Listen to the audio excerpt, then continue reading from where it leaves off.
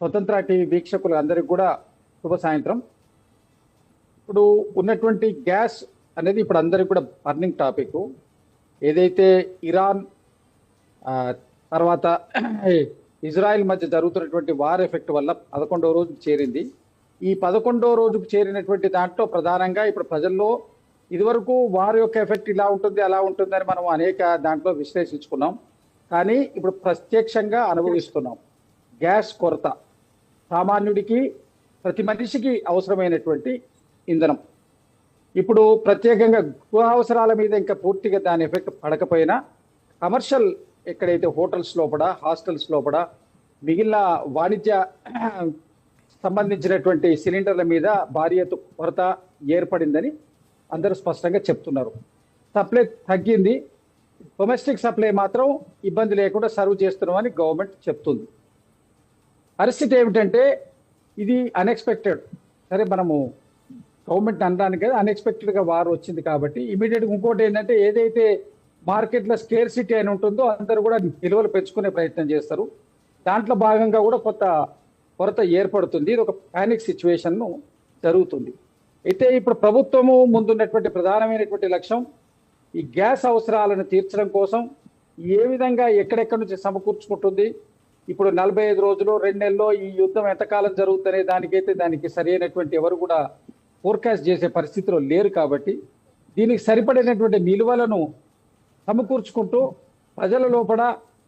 దేశ ప్రజల లోపల పూర్తి విశ్వాసం కల్పించాల్సిన బాధ్యత కేంద్ర ప్రభుత్వం మీద ఉన్నది. దానికి కొన్ని చర్యలు తీసుకుంటున్నారు, వారి ప్రయత్నాలు వారు చేస్తున్నారు. కాకపోతే ఏంటంటే ఈ భయాందోళన నుంచి బయటపడడానికి ప్రజలకు సరైనటువంటి అవేర్నెస్ ఇవ్వాల్సినటువంటి ఆవశ్యకత కూడా ఉన్నది.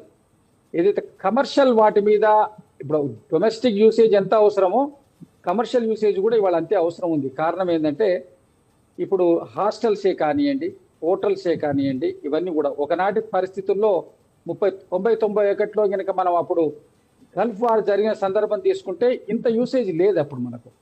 ఇప్పుడు యూసేజ్ అనేది డొమెస్టిక్ గ్యాస్ యూసేజ్ అండ్ తర్వాత కమర్షియల్ గ్యాస్ యూసేజ్ విపరీతంగా పెరిగింది. కారణాలు ఏవైనా బయట ఉన్నటువంటి వర్క్ కల్చర్ ఏదైతే పెరిగిందో దాంట్లో భాగంగా ఎక్కువ బయట సైడ్ ఫుడ్ అలవాటు చాలా ఇండ్లలో దాని మీద ఆధారపడి నగరాల్లో జీవిస్తున్నటువంటి పరిస్థితి ఉన్నది.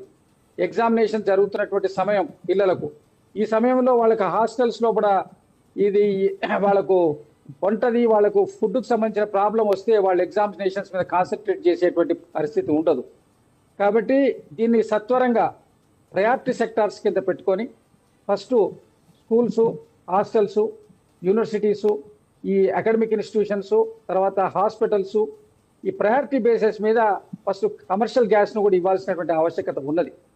దీన్ని కేంద్ర ప్రభుత్వం యుద్ధ ప్రాతిపదిక మీద ఇంకా ఎఫెక్టివ్ స్టెప్స్ తీసుకొని చేయాలి. కాకపోతే కేంద్ర ప్రభుత్వం మాటల్లో చెప్తున్నట్టుగా చేతుల్లో కనబడుతున్నట్టుగా లేదు. ఇవాళ బెంగళూరు నగరం లోపల చాలా హోటల్స్ వాళ్ళు బంద్ పెట్టినరు. హైదరాబాద్లో కూడా రేపు ఎల్లుండో వీళ్ళు ఏదో ఆల్ఫర్ చేస్తారని చెప్పేసి వార్తలు వస్తున్నాయి. ఈ విధమైనటువంటి పరిస్థితి దేశవ్యాప్తంగా కనుక ఏర్పడితే సామాన్యుడి జీవితంలో ఆటంకం ఏర్పడే పరిస్థితి ఉంటుంది. ఎందుకంటే చాలామంది బయట ఫుడ్ మీద ఆధారపడి లంచ్ బయట చేసేటువంటి అలవాటు, తర్వాత బయట ఫుడ్ మీద చాలా వరకు డిపెండెన్సీ పెరిగిపోయింది. ఎట్ ఏ టైం ఆ డిపెండెన్సీని ఒకటేసారి ఓవర్కమ్ చేయడం సాధ్యం కాదు. కాబట్టి ఈ ప్రయారిటీ బేసిస్ మీద ఈ కమర్షియల్ గ్యాసెస్ కూడా సప్లై చేయాలి. డొమెస్టిక్ వాళ్ళు కూడా పూర్తి స్థాయిలో అందాలి. 2 రోజులకు 3 రోజులకు అని చెప్తున్నారు కానీ సరిగ్గా అందట్లే అని చెప్పి కూడా చాలామంది ఫీడ్బ్యాక్ ఇస్తున్నారు. కాబట్టి ఒకటి వాళ్ళు జెన్యూన్ కూడా ఏంటంటే స్కేర్సిటీ అనగానే ఎక్కువ బుక్ చేసుకుంటారు, ఉన్నా లేకున్నా. ఈ సమస్యలు ఉన్నాయి. బట్ ఇవన్నిటినీ వాళ్ళ అవేర్నెస్ తెచ్చి ప్రజలకు భరోసా కల్పించి మీకున్నటువంటి ప్రధాన సమస్య అయినటువంటి దీని మీద గ్యాసెస్ మీద గ్యాస్ ఎల్పిజి దాని మీద ఎలాంటి ఇబ్బంది లేకుండా చూస్తామనేటువంటి భరోసా ఇవ్వాల్సినటువంటి ప్రధాన బాధ్యత కేంద్ర ప్రభుత్వం మీద ఉన్నది. దీంట్లో ఎంతవరకు వాళ్ళు సక్సీడ్ అవుతారనేది చూడాలి. ఇప్పటివరకు అయితే ఎఫెక్టివ్ స్టెప్స్ ఏం పెద్ద మేజర్గా లేవు, స్టేట్మెంట్స్ వరకు అయితే వస్తున్నాయి. బట్ గ్రౌండ్లో మాత్రం దాని యొక్క అది లేనట్టుగానే కనబడుతుంది. దీన్ని ఓవర్కమ్ చేయాల్సిన ఆవశ్యకత 100% ఉంది. మోడీ గారు మరి దీని మీద కూడా తలవొక్కితే దేశం మొత్తం ప్యానిక్ అయ్యేటువంటి అవకాశం ఉంటుంది. కాబట్టి వేరే ఎక్కడి నుంచైనా మనం ఆల్టర్నేటివ్ సోర్సెస్ చూసుకొని దాన్ని ఏర్పరచుకోవాల్సిన అవసరం ఉంది. నిజంగానే ఒకవేళ ఇండియన్ రైల్వే మీద కూడా ఎఫెక్ట్ పడ్డది. ఎందుకంటే ఇండియన్ రైల్వేలో వాళ్ళు టికెట్ బుక్ చేసుకున్న తర్వాత వాళ్ళకు టిఫిన్ కావచ్చు, టీలు కావచ్చు, లేదంటే లంచ్ కావచ్చు ఇవ్వాల్సిన పరిస్థితి. కానీ ఈరోజు వాస్తవానికి వారికి కొరత వల్ల ఇవ్వలేని పరిస్థితి ఏర్పడ్డది. ఎక్కడ ఉన్నా కానీ రైల్వే స్టేషన్లలో కావచ్చు, ఇతర హోటల్స్ కావచ్చు, అవన్నిటిని కూడా కొంత కొరవడికబడ్డది. కాబట్టి ఇండియన్ రైల్వే మీద మాత్రం భారీ ఎత్తున అంటే కొరత మాత్రం పడ్డదని తెలుస్తుంది.